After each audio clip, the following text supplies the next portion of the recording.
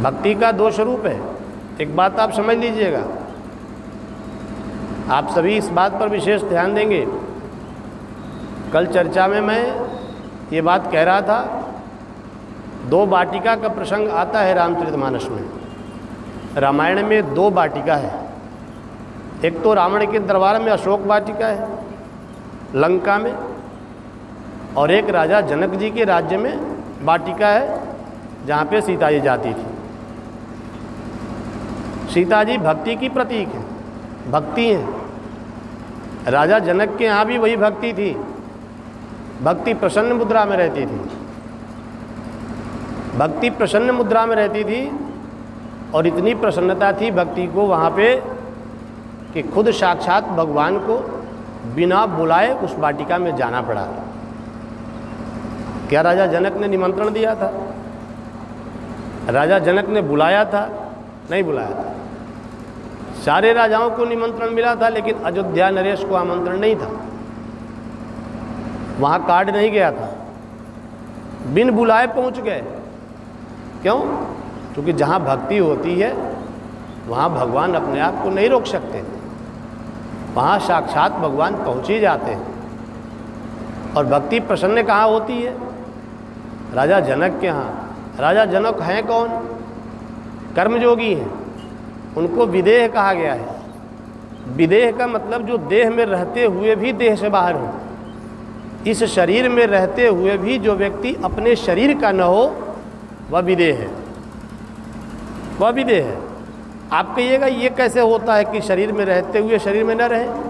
मतलब जो सिर्फ अपनी चिंता न करता हो, जो अपनी चिंता छोड़ करके सारे राष्ट्र की चिंता करता हो, पूरे राज्य की चिंता करता हो, वो विदेह है। उसे तनिक भी अपने प्रति मोह नहीं रहता, तनिक भी अपने शरीर के प्रति आसक्ति नहीं रहता, तनिक भी उसके अंदर अपने लिए स्वार्थ नहीं होता। वह व्यक्ति पूर्ण रूप से राष्ट्र को समर्पित होता है, समाज को समर्पित होता है। ऐसे व्यक्ति विदेह होते हैं।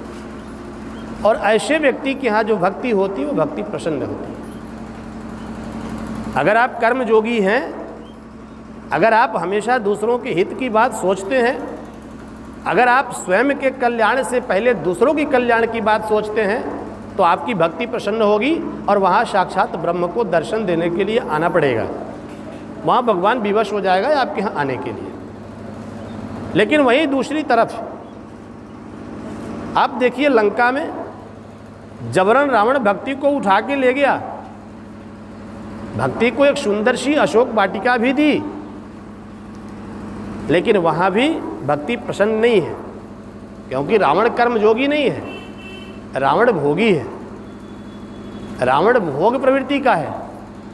रावण भक्ति का त्याग करना नहीं चाहता, भक्ति को पाना चाहता है। कैसे पाना चाहता है? जबरन पाना चाहता है। भक्ति को प्रसन्न करके पाना नहीं चाहता है, जबरदस्ती पाना चाहता है। जब हम किसी भक्ति को, जब किसी देव शक्ति को जबरदस्ती पाना चाहते हैं, तो वह भक्ति हमें प्राप्त भी नहीं होती और हम विनाश की ओर जाते हैं, हम विनाश के गर्त में जाते हैं। और मैं यहाँ तक बता दूं कि रावण के वध करने के बाद भी भगवान राम लंका में नहीं गए। अर्थात जहाँ भक्ति अप्रसन्न हो जाए, जहाँ भक्ति को प्रसन्नता नहीं प्राप्त होगी, वहाँ भगवान नहीं जाएगा। लंका विजय प्राप्ति के बाद भी भगवान अपने दूतों को भेज करके भक्ति को अपने पास बुला लेते हैं, लेकिन स्वयं नहीं जा रहे हैं। ये अंतर है, ये अंतर है कर्मयोगी में और एक भोगी में। जो व्यक्ति भोग प्रवृत्ति का होगा वहाँ भक्ति नहीं आएगी। अगर आप चाहते हैं कि हमारे अंदर भक्ति आए, मैंने पहले भी बता चुका है आपको कि पहले तो विश्वास की ज़रूरत है, आस्था की ज़रूरत है। और वो आस्था मजबूत कब होती है? जो हमारी श्रद्धा जुड़ती है। और जब वही श्रद्धा जुड़ करके अस्थायी रूप ले ले तो भक्ति बन जाती है। तो जब भक्ति होती है तब हमें भगवान की प्राप्ति होती है। लेकिन भक्ति को भी प्रसन्न मुद्रा में रखना होता है, जबरदस्ती की चीज़ नहीं है। जबरदस्ती अगर आपको यहाँ बिठा के माला जपवाएंगे, आपको भगवत प्राप्ति नहीं होगी।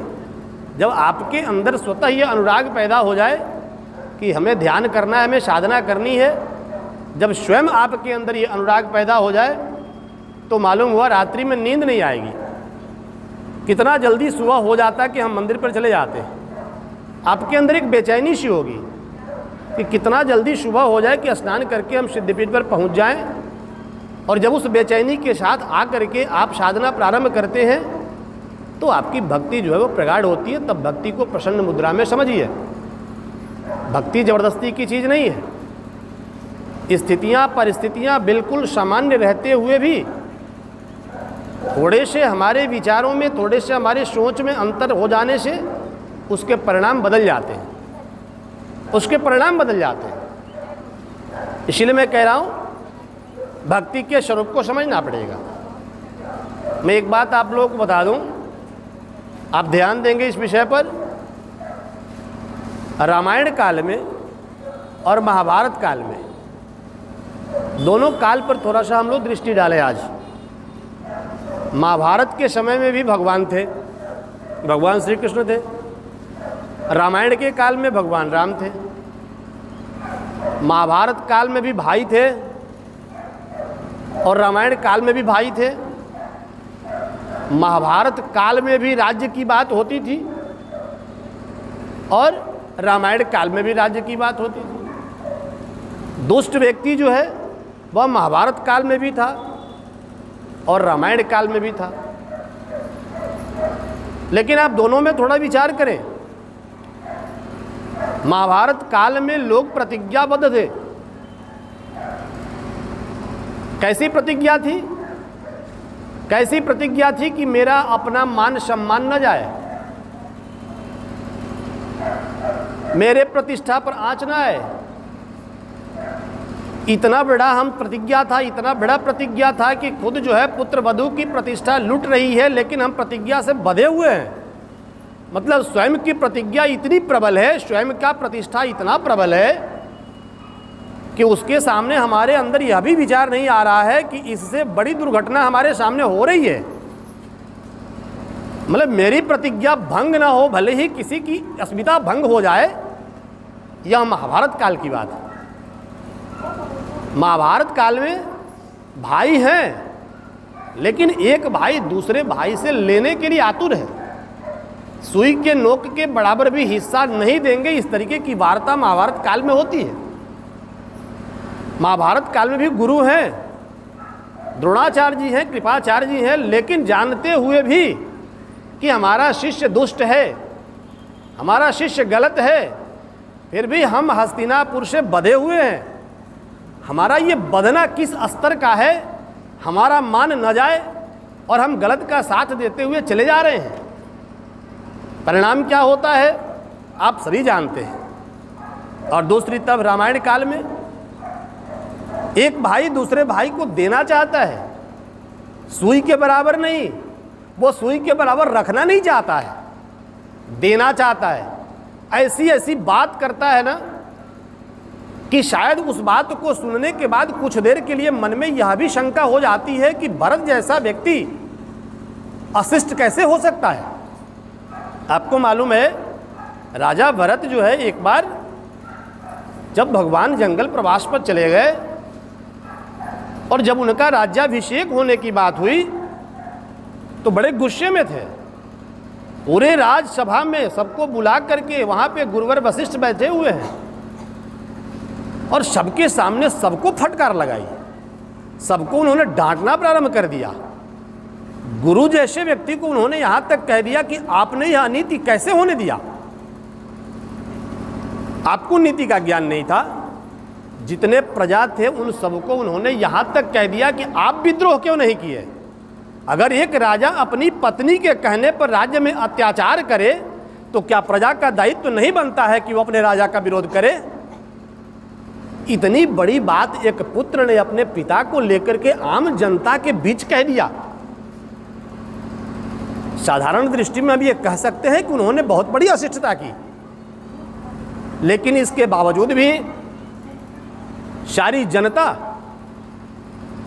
उनके गुरु वशिष्ठ भरत को सम्मान की दृष्टि से देखते हैं और उनकी बातों का सम्मान करते हैं। और बातों का सम्मान ही नहीं करते, उनको साधुवाद देते हैं।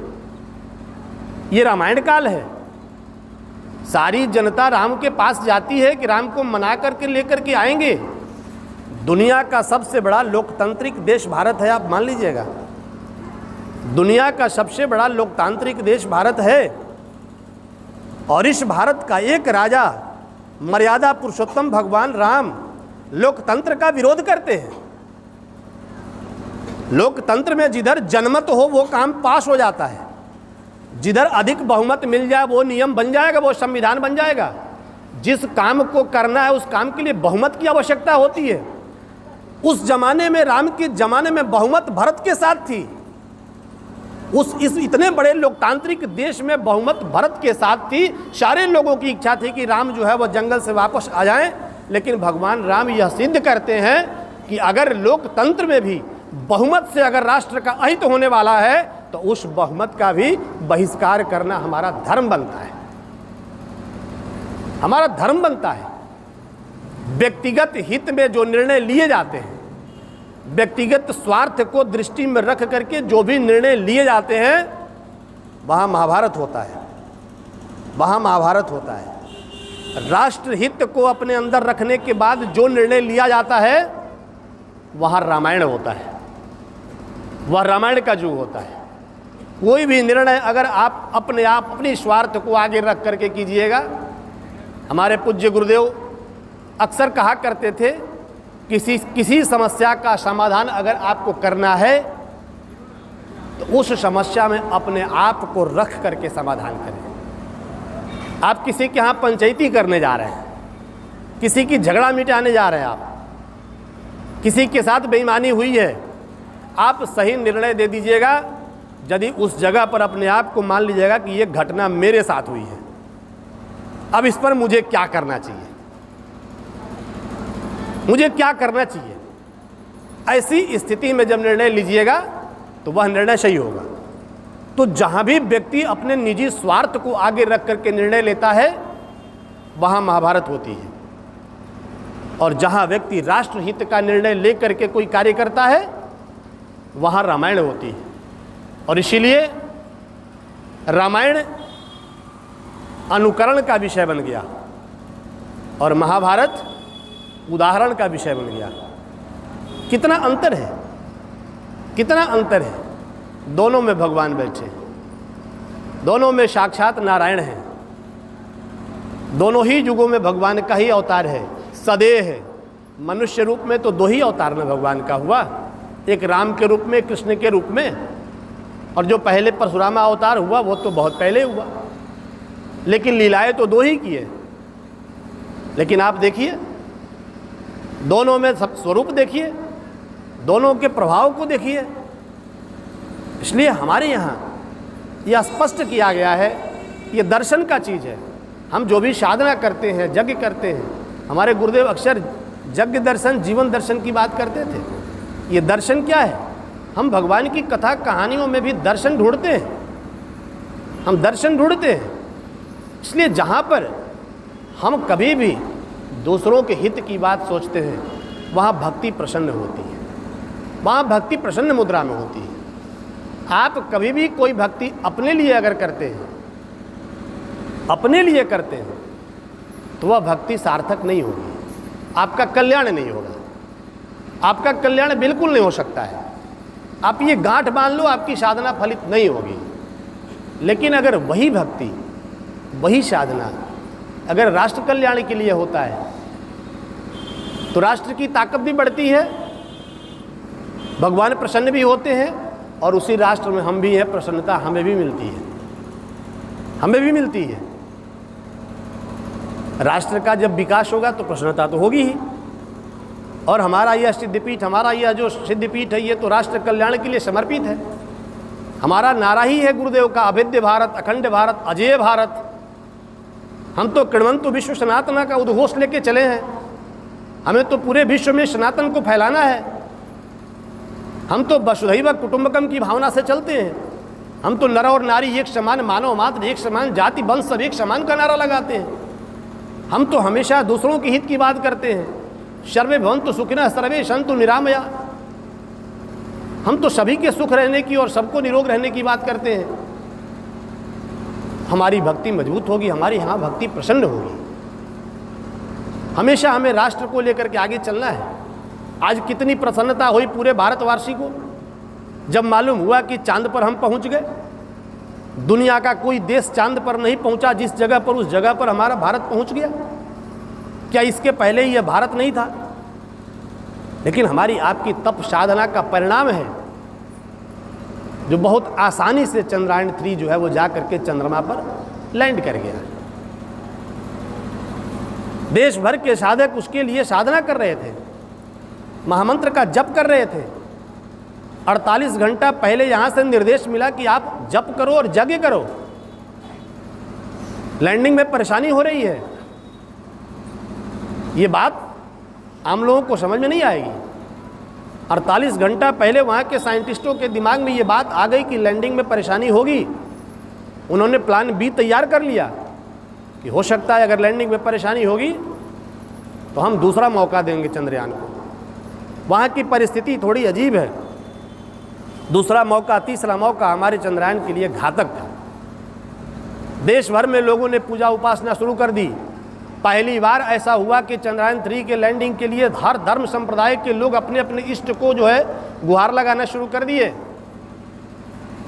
हमारा भी शक्ति केंद्र जो है वह निर्देशित करता है कि सभी लोग महामंत्र का जप करो और यज्ञ करो। 48 घंटे के अंदर ये परिवर्तन आ गया कि लैंडिंग होने से जब 150 मीटर की ऊंचाई पर वो चंद्रयान 3 था तो परेशानी महसूस तो किया, अपना पैर थोड़ा सा पीछे खींचा, लेकिन पुनः फिर अपनी जगह पर आकर के उसने बहुत सॉफ्ट लैंडिंग की और सारी दुनिया में ताली बजने लगी। सारे लोग जो है वो प्रसन्न मुद्रा में हो गए कि हमारे यहाँ चंद्रयान 3 ऐसा काम हो गया जो पूरी दुनिया में नहीं हुआ था।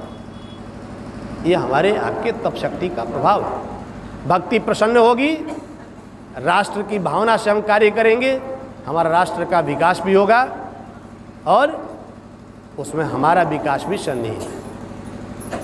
कब होगी? जब भक्ति प्रसन्न होगी। आप राजा जनक के दरबार में सीता मैया है।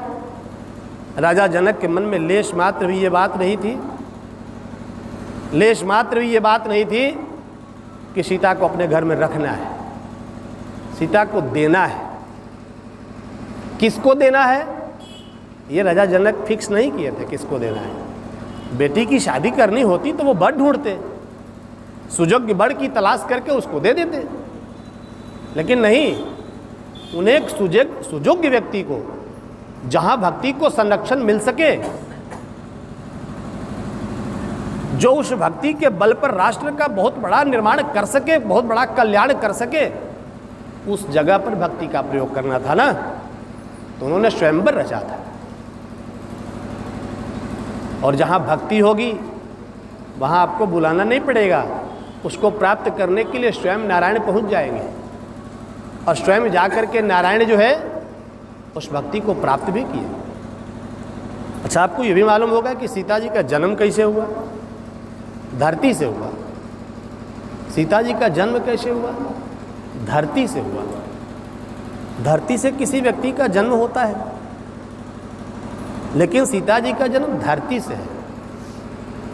आप लोगों को शायद ये भी नहीं मालूम हो वो धरती में किस चीज़ से जन्म हुआ।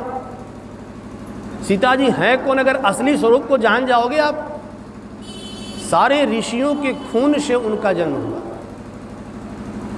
आप ये देखो, दुष्ट राक्षस जो है वह ऋषियों का खून खींचा करते थे, उस खून को इकट्ठा करते थे और उस खून से मैया सीता का जन्म होता है। मतलब भक्ति का जन्म तभी होगा ना जब ऋषि के तपश्चर्या का अंश हो। बिना तप शक्ति के भक्ति प्राप्त नहीं होगी। और उसका जन्म धरती से होता है। धरती माता है और धरती माँ की गोद से होता है। और वही होता है जहाँ इस धरती के सेवक होते हैं। राजा जनक राजा होते हुए भी आपको मालूम है खुद हल चलाया करते थे, खुद खेती करते थे। राजा जनक के दरबार में भेदभाव नहीं था। राजा जनक राजा होते हुए भी सन्यासी थे, इसीलिए उनको विदेह कहा गया। ऐसे जगह पर भक्ति का स्थान कितना कितना विराट है, कितनी प्रफुल्लित मुद्रा में वहाँ भक्ति निवास करती है। कि राजा जनक के दरबार में किसी चीज़ की कोई कमी नहीं थी और वहाँ के सारे लोगों में कूट कूट के संस्कार भरे थे। जिस परिवार में भक्ति होगी, जिस व्यक्ति में भक्ति होगी, वहीं पे संस्कार होगा, वहीं संस्कार होगा, वहाँ गलत लोग नहीं रहेंगे। मैं आपको एक बात बता दूँ, एक प्रसंग बता दूँ। जब सीता मैया की शादी होनी थी तो राजा जनक के दरबार से दूत आए थे अयोध्या में, चिट्ठी लेकर के आए थे राजा दशरथ के यहाँ कि आपके बेटे राम ने धनुष भंग कर दिया है, धनुष तोड़ दिया है, आपके बेटे की शादी होनी है, राजा जनक के तरफ से निमंत्रण है, अब आप बारात लेके चलें। जब ये बात राजा दशरथ को मालूम हुआ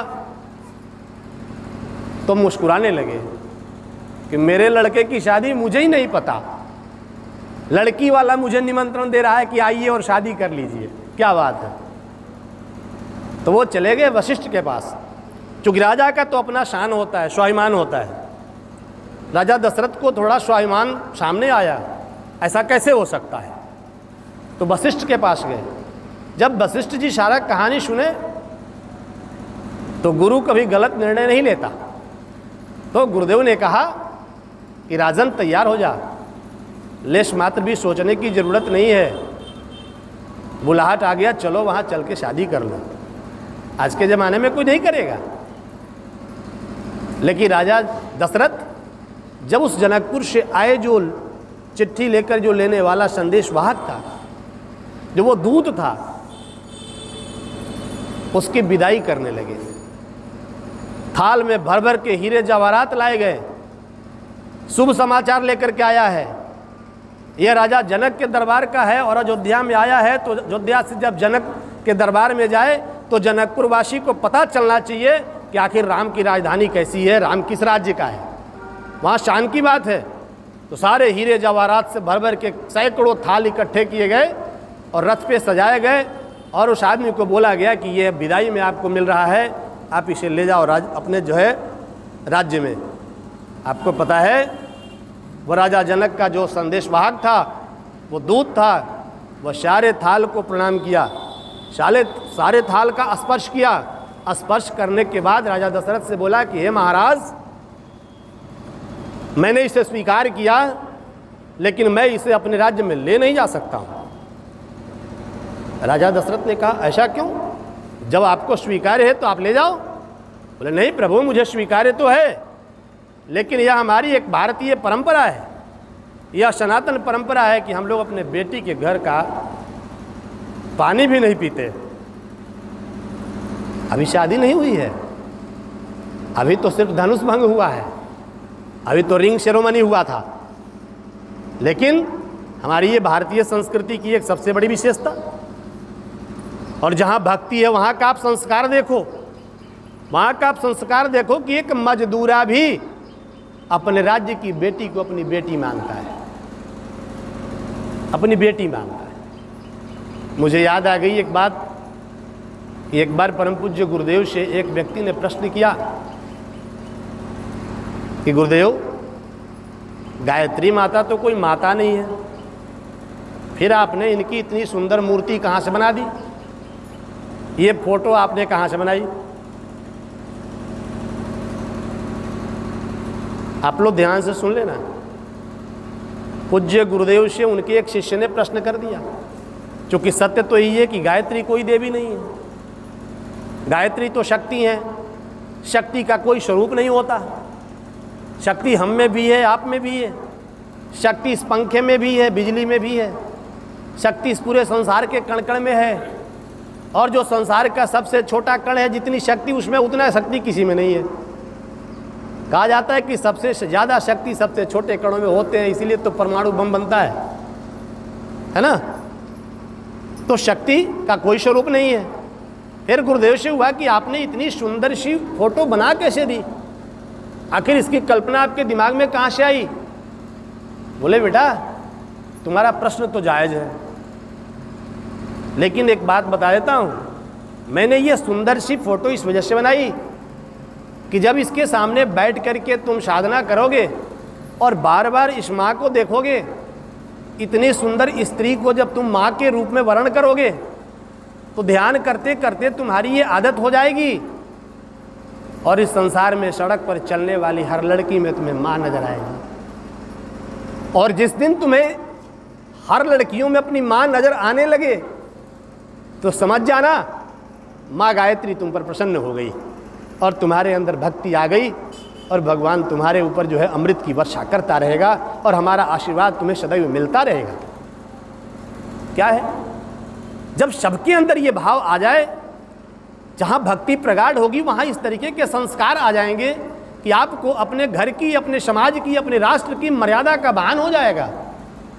हम कहाँ चले गए आप समझ सकते हैं।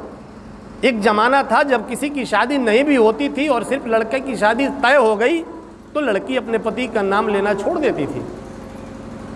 आप लोग नहीं जानते, मुझे याद है एक घटना मैंने पढ़ा है कि मुगल बादशाह के ज़मानों में भीषण युद्ध हुआ।